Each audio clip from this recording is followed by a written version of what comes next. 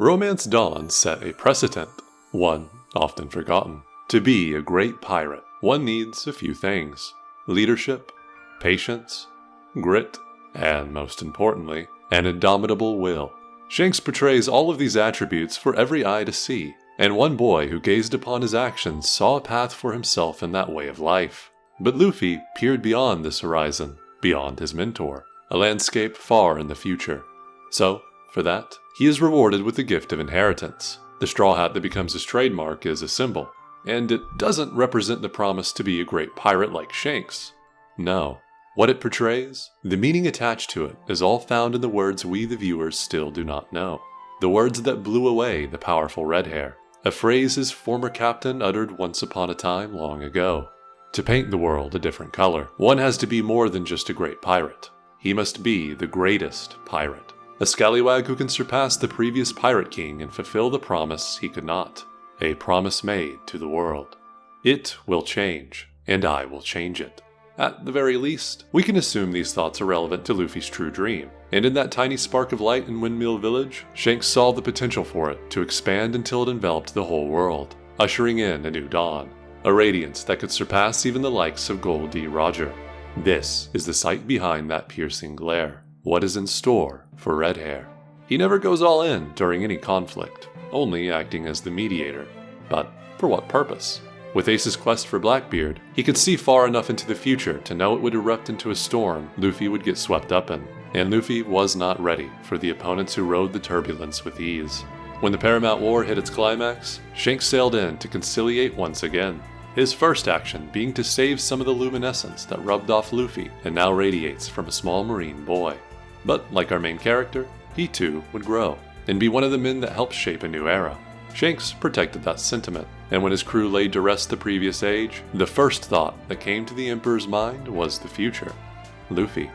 Shanks was still waiting for the Straw Hat Pirates to reach the current world's horizon, a place his ship is content with never sailing beyond, because its purpose is meant to welcome a newer vessel that will, one that dons the sun as its figurehead, a ship that rides ahead of all others and leads them toward the next era, beginning with the fulfillment of their captain's dream.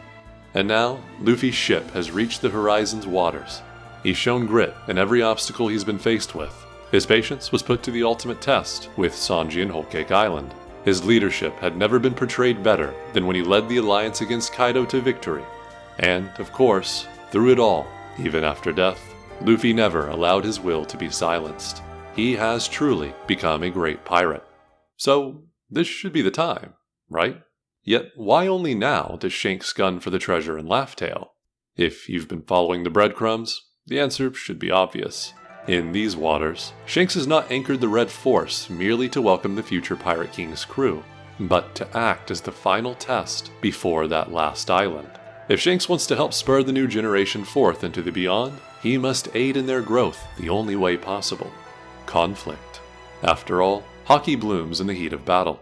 The Straw Hat Pirates will be tested unlike ever before when they arrive before the Red Hair crew, and to make this resistance work, Shanks must truly set his sights on the One Piece, for it is the only way to see for sure if Luffy has what it takes to be more than merely great. But Luffy has already demonstrated a semblance of this transcendence with Gear 5, a form that surely encapsulates at least a fragment of the future he yearns to create, a world more free than ever before. So, I'm confident to say Luffy will surpass this impending challenge, and be the first since Roger to see what lies in the great beyond. It's safe to assume Shanks already had one load poneglyph like his other Emperor peers. So, now that he's acquired 2 more thanks to an unripe hotshot, this means he now has 3, the same as Luffy. It's also a valid assumption that the last poneglyph they both require is in the possession of the other. The incoming battle will be a struggle for the final key to Laugh Tale, and it's sure to be the best one yet.